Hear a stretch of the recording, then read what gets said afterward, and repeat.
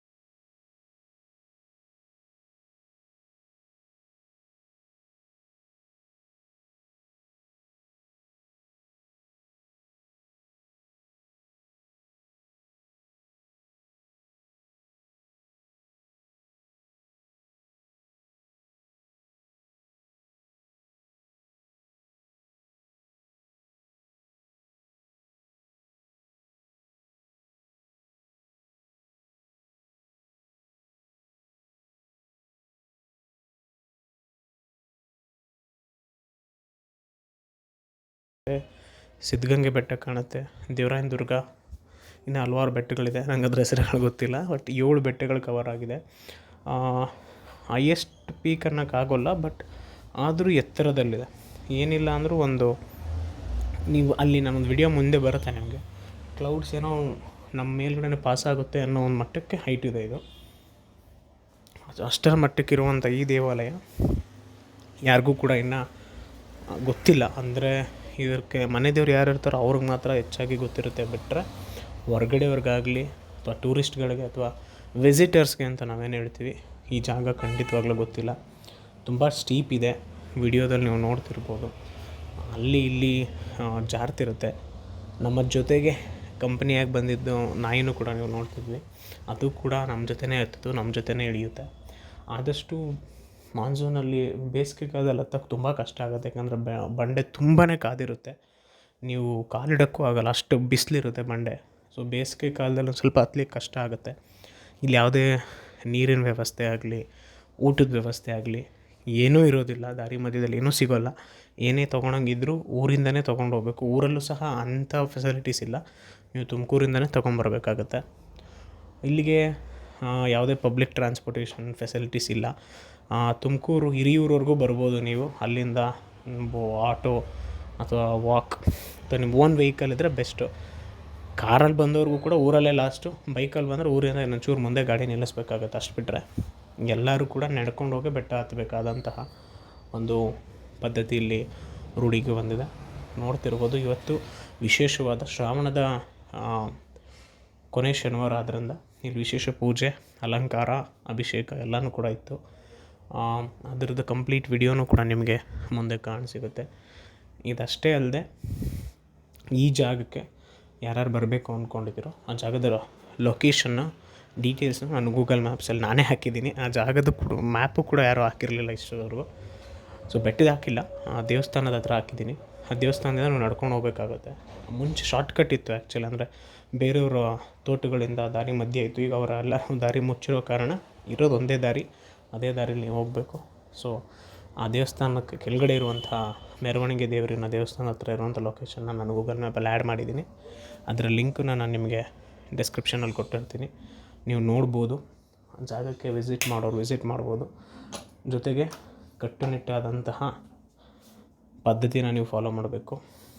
ಏನಪ್ಪ ಅಂದರೆ, ಏನಕ್ಕೆ ಈ ಮಾತನ್ನು ಹೇಳ್ತಾ ಇದ್ದೀನಿ ಅಂದರೆ, ಶ್ರೀ ಲಕ್ಷ್ಮೀ ನರಸಿಂಹಸ್ವಾಮಿ ಅಥವಾ ಯೋಗ ನರಸಿಂಹಸ್ವಾಮಿ ತುಂಬ ಕೋಪ ಸ್ವಾಮಿಗೆ, ಹಾಗೂ ಈ ಒಂದು ದೇವರಿಗೆ ಶಿಷ್ಟೆ, ಶ್ರದ್ಧೆ, ಭಕ್ತಿ ಮೂರೂ ಇರಬೇಕು. ಇಲ್ಲ ಅಂತಂದ್ರಲ್ಲಿ ತೊಂದರೆಗಳು ಖಂಡಿತ. ಆ ಕಾರಣದಿಂದ ಯಾರ್ಯಾರು ಬರ್ತಿರೋ ದಯವಿಟ್ಟು ಶ್ರದ್ಧಾ ಭಕ್ತಿಯಿಂದ ಬರಬೇಕು ಅಂತ ಕೇಳ್ಕೊಳ್ತೀವಿ. ಇಲ್ಲಿಗೆ ಯಾವುದೇ ರೀತಿ ಎಂಟ್ರಿ ಫೀಸ್ ಇಲ್ಲ. ಬಟ್ ಅದೇ ದೇವಸ್ಥಾನಕ್ಕೆ ಬರೋರು ಇಲ್ಲಿ ಯಾವುದೇ ರೀತಿ ಗಲೀಜನ್ನು ಮಾಡಬೇಡಿ ಅಂತ ಕೇಳ್ಕೊತಿದ್ದೀನಿ. ಸುಂದರವಾದ ವ್ಯೂ ಇದೆ, ನೀವು ನೋಡ್ಬೋದು ವಿಡಿಯೋದಲ್ಲಿ. ಮೇಲತ್ತು ಹೋದ ನಂತರ ನಿಮ್ಗೆ ಯಾವುದೇ ರೀತಿ ಆಯಾಸ ಆಗೋದಿಲ್ಲ. ಇನ್ನೊಂದೇನಪ್ಪ ಅಂದರೆ, ನಾನು ಹೋದ ಸತಿ ಬೆಟ್ಟ ಹತ್ತಿದ್ದಕ್ಕೂ ಈ ಸತಿ ಹತ್ತಿದ್ದಕ್ಕೂ ನನ್ನ ಟೈಮಿಂಗ್ಸನ್ನು ನಾನು ಚೆಕ್ ಮಾಡಿದ್ದೆ. ಮೋಸ್ಟ್ ಪ್ರಾಬಬಲಿ ಒಂದು 20 to 25 ಮಿನಿಟ್ಸ್ ಕಮ್ಮಿ ಆಗಿತ್ತು. ನನ್ನ ಜೊತೆ ನಮ್ಮ ಅಮ್ಮ ಇದ್ದರು. ಸೊ ಆ ಕಾರಣ ನಾನು ಇನ್ನೊಂದು ಸ್ವಲ್ಪ ಲೇಟ್ ಆಯಿತು. ಅವ್ರನ್ನೂ ಹತ್ತಿ ನಾನು ಹತ್ತಕ್ಕೆ. ಅವರೇನಾದರೂ ಇರಲಿಲ್ಲ ಅಂದಿದ್ರೆ ನಾನು ಖಂಡಿತವಾಗ್ಲೂ ಇನ್ನೂ ವೇಗವಾಗಿ ಹತ್ಬೋದಾಗಿತ್ತೇನೋ ಅಂತ ಭಾವಿಸ್ಕೊಳ್ತೀನಿ. ಒಟ್ಟಿನಲ್ಲಿ ಹತ್ತಿದ್ದು ತುಂಬಾ ಸ್ಪೀಡಿತ್ತು. ಇಳಿಬೇಕಾದ್ರೂ ಅಷ್ಟೇ ಸ್ಪೀಡಲ್ಲೇ ಇಳಿದ್ವಿ. ಆದರೆ ಇನ್ನೊಂದೇನಪ್ಪ ಅಂದರೆ, ದಯವಿಟ್ಟು ನೋಡಿಕೊಂಡು, ಜಾರುತ್ತೆ ತುಂಬಾ. ಆ ಜಾರುವಿಕೆನ ನೀವು ನೋಡಿಕೊಂಡು ಗಮನಿಸ್ಕೊಂಡು ಹತ್ತಬೇಕಾಗುತ್ತೆ ಅಥವಾ ಇಳಿಬೇಕಾಗುತ್ತೆ. ಇನ್ನೊಂದೇನಪ್ಪ ವಿಶೇಷತೆ ಅಂತಂದರೆ, ಇಲ್ಲಿ ಸಂಕ್ರಾಂತಿ ಹಬ್ಬದ ಸಮಯದಲ್ಲಿ ಜಾತ್ರೆ ನಡೆಯುತ್ತೆ. ಆವಾಗ ಊರಿನ ಗ್ರಾಮಸ್ಥರೆಲ್ಲರೂ ಸೇರಿಕೊಂಡು ಈ ಜಾಗ ಹತ್ತಲಿಕ್ಕೆ ಇರುವಂಥ ಜಾಗನ ಕ್ಲೀನ್ ಮಾಡ್ತಾರೆ. ಅದೊಂದೇ ಸಮಯ ನಿಮಗೆ ಸಿಗೋದು, ಅಂದರೆ ದಾರಿ ಇದೆ ಅಂತ ಗೊತ್ತಾಗೋದು ಅದೊಂದೇ ಸಮಯದಲ್ಲಿ. ಅದಾದ ನಂತರ ಮತ್ತೆ ಗಿಡ ಗಂಟೆಗಳು ಬೆಳ್ಕೊತವೆ, ನಿಮಗೆ ದಾರಿ ಕಾಣಿಸಲ್ಲ. ಗೊತ್ತಿರೋರಿಗೆ ಇದೇ ದಾರಿ ಅಂತ ನೋಡ್ಕೊಂಡು ಹೋಗಬೇಕಾಗುತ್ತೆ. ಇದು ಈ ಒಂದು ಜಾಗದ ವಿಶೇಷತೆ.